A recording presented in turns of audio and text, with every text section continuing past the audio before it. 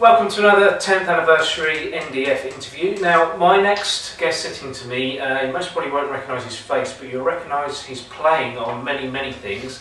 So what I'm going to do, I'm going to just hand the camera over and just introduce who you are and just a brief history of what you've actually been playing on and with.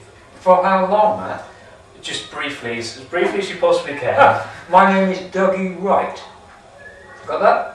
Okay. Yes, Dougie Wright. Next one? Yeah, next one. Right, I'm not telling you how old I am. No, that's fine. I've been playing for 57 years. As a semi-pro for 3 years, dance band world and all that around Yorkshire. And I joined the John Barry 7 in 1958. Yeah. 4 years. Yeah. Touring, backing all kinds of people, including Jerry Dorsey and people like that. Became Engelbert. Yeah. Worked with Dusty in 1958. And lots of people who were up and coming at that time.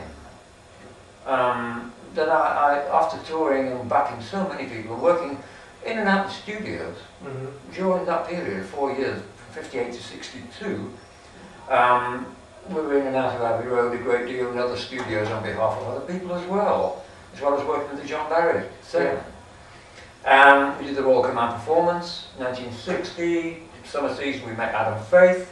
We worked with Adam on his hits, and after that I left the 7 in 62, joined the Taylor 4, went into a nightclub in London, started at 10:30 in the evening, finished at 3 in the morning, 3:15 Friday and Saturday, playing to all of London's gangsters, and car dealers and what have you, including the Cray Twins, Richardson gang. Ouch. And it was great. It was a learning curve, as they say now. Yeah. And I was back in cabaret, different cabaret every week. All kinds of people. Reading, all kinds of stuff. It was an amazing time. I think I was intended to be a backing musician. Nothing else. Yeah. Just to back people. Well, I left the Ted Taylor 4 in 65. My first big show was just after I left in February. I had an opportunity to become a freelance session guy in London, because during the first few years people were getting to know who I was, and one of the fixers, the main fixers, Charlie Katz, in London, fixed for studios and things, he said, "I've been looking all over London for you." I said, "Why?" He said, "I want to give you some work as a freelance player." He said, "Chuck up your job at the nightclub, we'll look after you." And he did for the next nearly 20 years. And I worked on Ready Steady Go for a couple of years. That was my first big break as freelance. And then I continued to back people, but before I left the club, actually, I must tell you this, before I left the club, I worked on a record which went to #1 here and in the States. And it was a Paul McCartney, John Lennon McCartney song, World Without Love. Oh yeah. Peter and Gordon. We did it at Abbey Road, #3. No music, but it was a head arrangement, and it was taken down, what we did later was written down. Yeah. And it went to #1 both sides of the Atlantic. I got £7 for it. Happy days. So, but it could have been a flop. Yeah. I've still got my £7. Yeah. You know? I did, over the next, big hits like Higher Silver Lining came on later. I worked with Engelbert, Tom Jones, Sandy Shaw, Chris Farlow, Out of Time, Midnight Hour, Glad Rags and Handbags, or Handbags and Glad Rags, whichever. Yeah. And I was on 70 top 20s. 15 were #1. And it was a hell of a time. It was a phenomenon time, you know? Those few years in the 60s, they changed to the glam rock things, and we all had to change with it.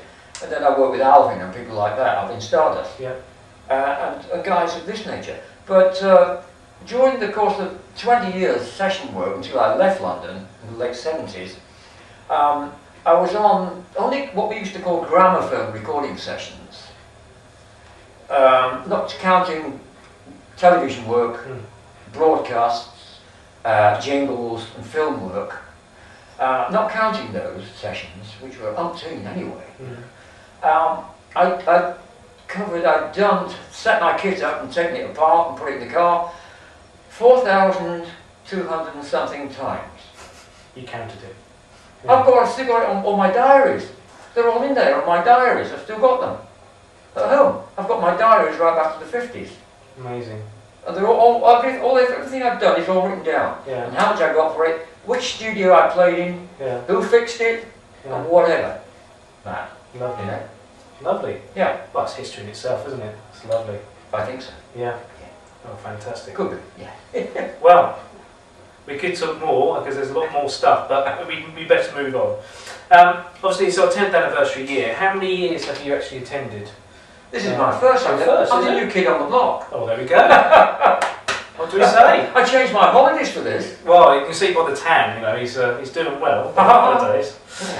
So, in that case, what's the best thing about the National Drum Fair? Well, there's a number of things. It's a great day out for the lads. Yeah. You know, I got let up. I opened the cage. I was let out. Yeah. And she said, "Go and enjoy yourself." I said, "Yeah, I will. Thank you." With the lads, you know. Yeah. Oh dear. But you should get out more. It's great because you meet people. Yeah. I've met people today. I've seen Gary. I haven't seen Gary for 20 or 30 years. Right. Yeah. I haven't seen Malcolm Garrett for 3-4 years maybe, because we had this common denominator which was called Jim Chapin. Oh yes. Yeah. He was a wonderful man, a real gentleman, and a great advocate for drums. Wonderful man. But meeting new people is wonderful, and seeing so much to buy and interest a person in, a drummer. I mean, well, other people might find it, but I think something that should happen here, you should get it onto television. Right. Okay. Either national or central. Yeah. But it needs to be featured on television. You could make a wonderful documentary about this day, or this weekend. Yeah. An hour's documentary. It will be intriguing for kids around the country, and older people too. Yeah. To show what's going on. Well, thank you for the suggestion. Gary told me a little while ago, Matt, that some guy, American, had said, or somebody from America had said, this is the best drum show outside the USA. Outside Chicago, Rock Cook, yeah. Yeah. Yeah. So, we are actually the largest in Europe for what we do. But I think it is a fabulous weekend. Good. I'm glad you enjoyed it. Knockout. And I met so many lovely people, I can tell you. It's a family here, isn't it? Oh, it's a great day out, you know. Wonderful. Well, what's the best thing you've seen here today? I've seen some good young players, very good. Meeting Mal Garrett again, watching him do his Moeller technique overtures. Yeah. And of course, the caffee's not bad, is it? I haven't had a drink yet either. We'll go on after this one. I'll take it up. But but carry on. What? Yeah. Carry on. Your move next. One move. Okay. Well, was basically the show everything you expected to Yes. be? Yes. It was. Oh yeah. Yeah. I've been looking forward to this for months. Good. I really have. And 3 of us have come over here today. Mal Phillips, friend of mine from Leicester, and Chris Heighton, radio presenter, Yeah. ex-BBC Radio Leicester. We're all together in one car. I brought a kit across, which I haven't sold yet. And it's a lovely kit, folks. And it's been a lovely day out. Fantastic. So far, the day's not finished. The day's not over yet. Not over yet. So, this may be a tricky one for you, but if you had to relive one gig or event, what one would it be? In how long? It doesn't matter. Just one event or a gig that you did that you think, I'd like to go back and do that again. The Royal Variety Performance Yeah. in 1960. I would love to have done that all over again and taken stock of what went on. Yeah. Because we were invited on there with Alan Faith. It's the first time it'd been televised, and it was in black and white television. Right. And we all had to wear top hat and tails. Yeah. Right? And I looked like a penguin in tails Yeah. and top hat, you know. Come on. But on that bill, we were, joint top was Nat King Cole, Yeah. Sammy Davis Jr. Finally. and Liberace. Oh, wow. Wow. Yeah. Dear. Yeah. And And we were supporting them. Yeah. You know? What a learning curve that was. These were great artists. Yeah. In the real true sense of the word. Yeah. Yes. Wonderful. Yeah. Well, what gig? And it was a knockout time. Yeah. I'd love to have done that again and taken stock of what happened more. Brilliant. So, who was your inspiration? For what? For playing drums? For playing drums and also, you know, your music career, I suppose. Well, I had piano lessons at school Yeah. for a couple of years, which helped me with the reading things. Yeah. I did very well on piano, but it wasn't for me. My mum played piano, and she helped me very much with the practice and things, and she wouldn't let me go out to play until I'd done my half an hour each day on the piano, Yeah. on the piano Piano. forte. And but when I left school at 15, I went into a factory for 6 years. Now I didn't like it very much, but I persevered. But in the meantime, I thought, I've been watching all kinds of people. I've been following jazz groups when I was at school, even at Leeds Town Hall, where I'm from, Leeds. And I've been watching jazz bands. You know, my eyes were focused on the drummer. I didn't know why at that time. I used to go dancing to the local ballroom, but I didn't dance too much. I finished up on the balcony watching the band and focusing on the drummer each time. I saw people at Leeds Empire, the theatre, people, all the big bands, like Jack Parnell, Ken McIntosh, Vic Lewis's band, all the British big bands. And then I started going to jazz concerts and so forth. The biggies, when the Americans were coming in. I saw Brubeck, Jerry Mulligan, Oscar Peterson, Jazz at the Philharmonic, Modern Jazz Quartet, Errol Garner, Ellington, Basie. I saw all these people. What a learning curve again. And I thought, well, I can. Kenton was another one I saw, Stan Kenton. And I thought, I'll go down to the drum shop, see what the drums are like down there. I just had I don't know, it's like a magnet. I was drawn towards this shop, two music shops actually. And I've still got a replica of my first drum, the first drum I ever bought, snare drum, right. 1924, Hawks and Sons, Snapper, that wide. 1924 it was built. Yeah. It's got it inside. I've taken it apart. Okay. And I bought a drum. My son is reminding me today. He knows about what I've done in the early years. I bought a pair of sticks I sent it away to Boozy and Hawks in London. 1 and 6pence for a pair of sticks. Perfect they are. I've still got them in my loft. Along with the Buddy Rich cymbal, which I told you about. Which will be here next year. Buddy Rich Wright cymbal, was that? It's a 20-inch crash. Reedy's Zildjian crash. Signed by Buddy himself. Come next year and you'll see that. I met him on the Parkinson show, Mike Parkinson television show, and he must have took a shine to me, and he said, "See the kit." I said, "Well, okay, fine." I did. He said, "What do you think of the cymbals?" And he gave me the cymbal. He said, "Pick it up on our last night of the tour at Ronnie Scott's in London." I did, and it was as good as gold. We were talking, but not about drums, we were talking about karate. Because he was a black belt. Yeah, he was. And I wasn't going to argue him, was I? You know? But anyway, I was inspired by watching drummers. And I thought, I can do that. If I put a bit of effort, I know I was doing that. So I bought the snare drum for 30 bob, £1 10 shillings in those days.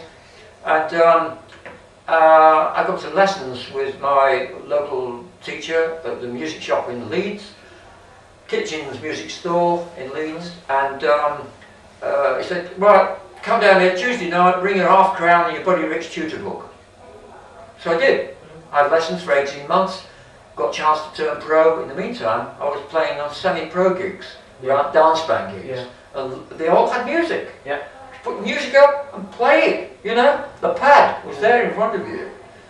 There was no busking, we just put it up, everything was right, call three numbers, get them up pads, quick, off you go, put them down. Next three have come up, different dance, different tempos, whatever. Waltzes, quick steps, foxtrots, sambas, whatever, rumbas.